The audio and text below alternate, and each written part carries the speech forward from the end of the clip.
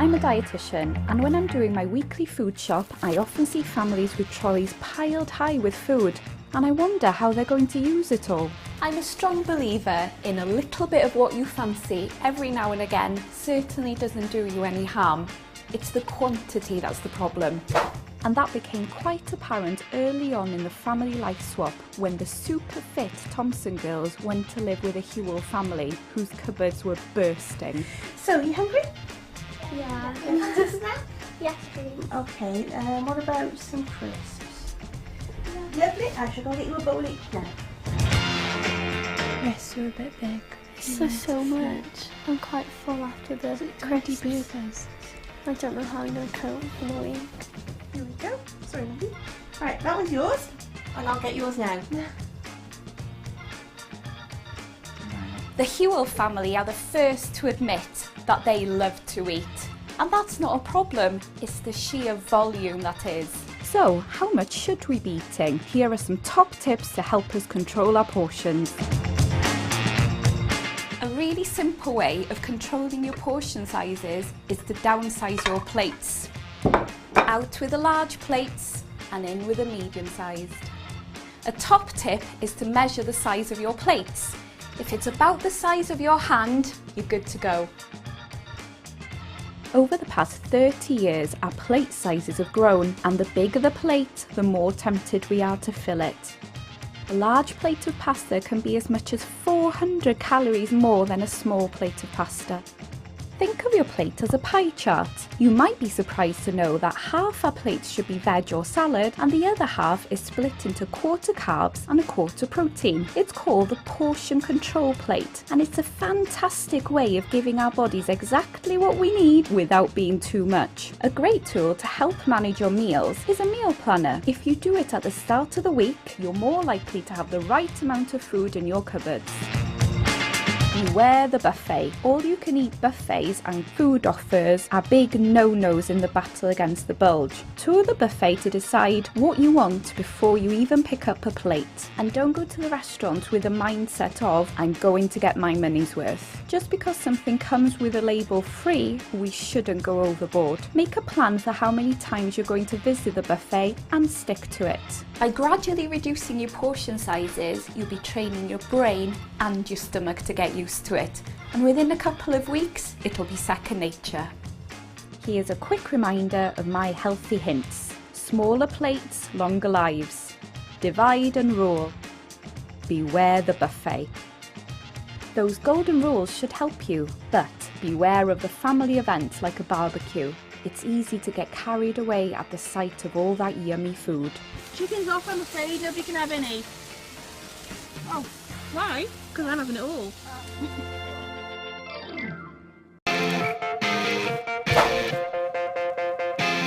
I think most of us have a tendency to know what we like and like what we know. But as a dietitian, I really think a bit of adventure when it comes to food can help us on the road to a healthier life. Establishing healthy eating in children is really important, and that includes a variety of foods. But for some families, increasing their children's eating repertoires can be a nightmare. As we saw in the family life swap, where two families with very different lifestyles changed places for a week, Jenny from the Hewell family is a classic fussy eater and found herself forced to face her food demons. Here we go.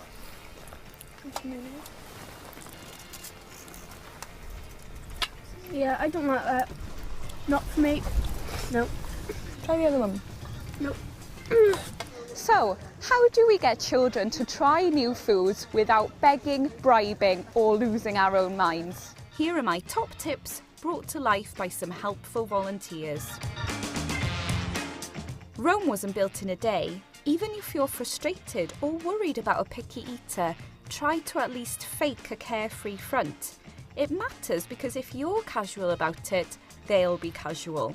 Don't turn the dinner table into a war zone. Don't insist that they eat an entire portion. Since the lesson is about introducing variety, cultivating curiosity, and encouraging healthy eating, it's not important whether or not kids eat a full plate, it's the fact that they tried it. Don't offer substitutions. This tends to be a scary one to give up. If children know that plain pasta is available as a backup, what's the point of trying something new when they don't want to? Set an example as a parent. Try different foods as a family and make it a talking point. And here's a fact you didn't know. It can take up to 15 exposures to get a child, or an adult for that matter, to accept a new food. So keep on trying, be patient and persevere. Here's an action replay. No pressure. Kids know when they're full, and don't give them an option. We can all tantalise our taste buds, and youngsters surprise us all the time. Who'd have thought that a trip to the country would see Jenny and Bonnie try nettle soup and like it? It just smells like stew. It's nice. Still breathing, Liv? Yeah, I'm still breathing. Girl. Result. Hi, I'm Rosie. And I'm Eva, And we're the Thompson family. and we'll be the people swapping lives with you. We lead quite busy lives. My mum says that Dad Makes work for idle hands. yeah. So we're very busy. Yeah. On a Monday I do athletics training, I do long distance. On Mondays I do hurdles and pole vault. On Tuesday I do athletics training. On Tuesdays I do gym. Wednesday I go for a long bike ride. And Wednesdays I do sometimes riding. Thursday I do athletics training. Thursdays I do gym and ice skating in the morning at 7. Friday is my day off. Friday I do farm riding. On the weekend I compete, but if I don't, I either go for a bike ride or train. Saturday ice skating again, and sometimes I compete with like pole vault. And Sunday, only like some Sundays I compete in gym, but I have gym anyway.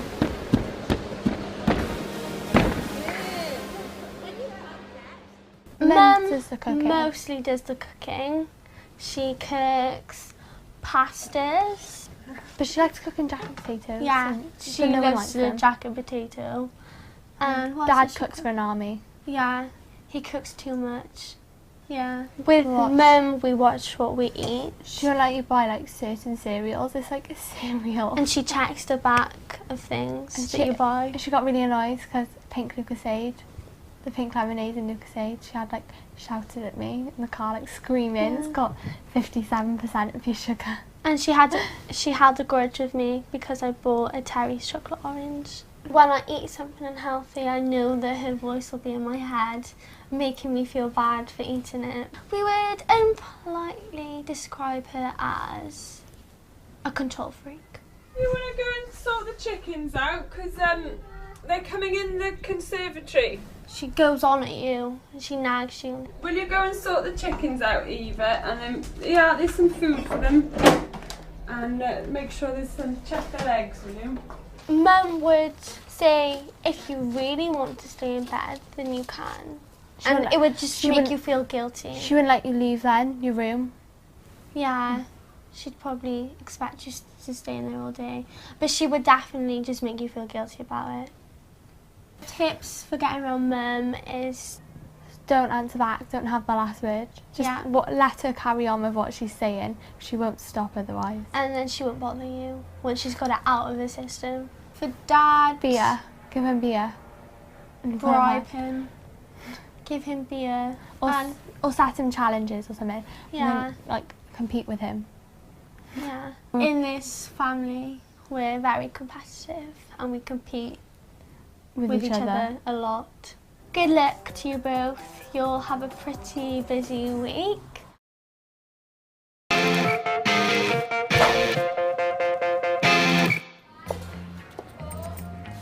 We all enjoy a treat now and again, and even though I'm a dietitian, I also enjoy something naughty but nice occasionally.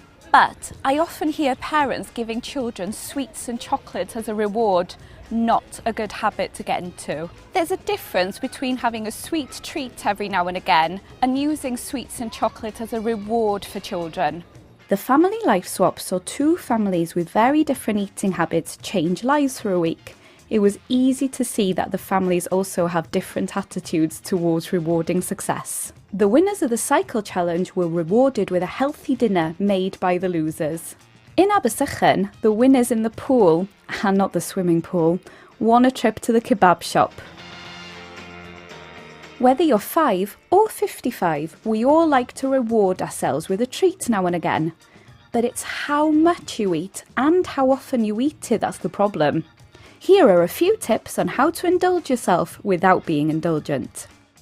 Be moderate with treats. Having a small ice cream every now and again is fine, but don't overdo it by having a big bowl and being too indulgent. If children have ice cream or sweets once or twice a week, that's okay. But if it's more like once or twice a day, that's not a good idea. A reward for doing something good shouldn't be food related. This is true for us, but if you start children thinking this way when they're young, they'll benefit for the rest of their lives. A family trip to the park, a bike ride, or a swimming trip can benefit the whole family. So don't get them associating sweet foods as a reward and then they're less likely to do it as an adult. Sugar can be addictive. There's nothing wrong with a bit of me time after a hard day, but filling your face with fatty or sweet treats is the icing on the unhealthy cake. Eating crisps, sweets or chocolates while watching TV of an evening or having a glass of wine or a few beers can easily become a comforting habit. And for your health, sorry guys, this is a killer combination of sedentary behaviour and unhealthy eating. So why not swap your crisps for a bowl of plain popcorn, swap your chocolate bar for some low-calorie hot chocolate and cut down your alcohol, just have it on the weekends. And why not be super healthy and have some fruit in the evening? Now I'm going to treat you to a recap. A little bit now and again. It's not all about the eating. Avoid TV time temptations. Just be careful. The occasional treat can become a habit. Before taking part in the family life swap, the Hewells were fans of a round of crazy golf. Their reward? Burgers and chips.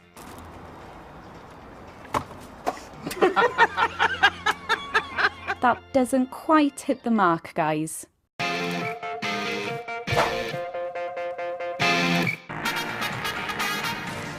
My name's Sioned and I'm a specialist dietitian. I work with overweight and obese people on a daily basis. So when I heard about the family swap experiment, I couldn't wait to see how they would cope, especially with things like vegetables. The family life swap saw two families with very different lifestyles change lives for a week. For Jenny, and for so many of us, veg is certainly not love at first bite. Like stuffed mushrooms? No. Loads of courgettes. I love courgettes. Like courgettes? No. Like tomatoes? No. Like fruit. Pears? No. A pear? No. Strawberries? Nope. No. I don't usually have vegetables at home. Usually chips. It's all very well dissing the veg, but we can live without them. And the more colours of fruit and veg we eat, the bigger the variety of the vitamins and minerals. So, how can we make eating our 5-a-day fruit and vegetables less of a chore and more of a pleasure? Here are some tips to train those troublesome taste buds. First up, get sneaky. Carrots, onions, mushrooms, tomatoes and celery are universal veg, so they can be added to most recipes. Add them to dishes such as curry, bolognese and lasagna. Chop them up small and kids will never know they're there. All those tasty vegetables waiting to unleash their powers. Audience participation. Involve the kids. Get their aprons on and let them help with the washing and prepping the veg. Helping in the kitchen gets the appetite going and they're more likely to eat what's in front of them. Some kids prefer vegetables raw and you can serve them with a homemade dip such as hummus. Why not try something like radishes, tomatoes and peas? And when they're raw, they keep more of their nutrients than when they're cooked. Finally, get creative. Turn your veg into artwork. A few tomatoes, raisins, peppers and mushrooms, and we make a delicious smiley face. Why not turn it into a family competition? The kids will be too busy to realise what they're eating. And did you know it can take up to 15 exposures for adults and children to accept a new food? So all of this really helps. So here's an action replay. Get sneaky. Involve the kids. Get creative. So persevere. It might prevent you having to deal with this. The whole point of this experience is try a new stir. I know, but I don't like mustard.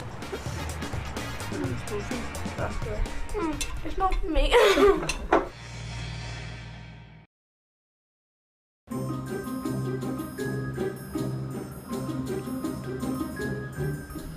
Hi, I'm Bonnie. Hi, I'm Jenny. We're the sisters you'll be swapping with. Welcome to our home. Our life is usually around gatherings and eating with family and stuff. While you're here, I'm sure Mum will make you loads of strange food which you've probably never tasted before. And a lot of desserts. Cheesecake. Cakes, cake pops, panna cotta. Yeah, and she usually goes over the top with Which means you have a lot of portions. Yeah. And leftovers. We have a lot of takeaways, so Chinese, kebab, McDonald's, chips. Yeah. We spend a lot of time in the hot tub at the moment. She would as well. A week in my life would be going out with my friends for some drinks, going clubbing. I like to have my nails done. Sometimes I meet up with Mum for lunch. My boyfriend Joel lives opposite my favourite takeaway, so we go there on a Monday and Sunday most weeks. Sometimes on the weekend we'll go to Crazy Girl. Try it. On the weekend we also go out for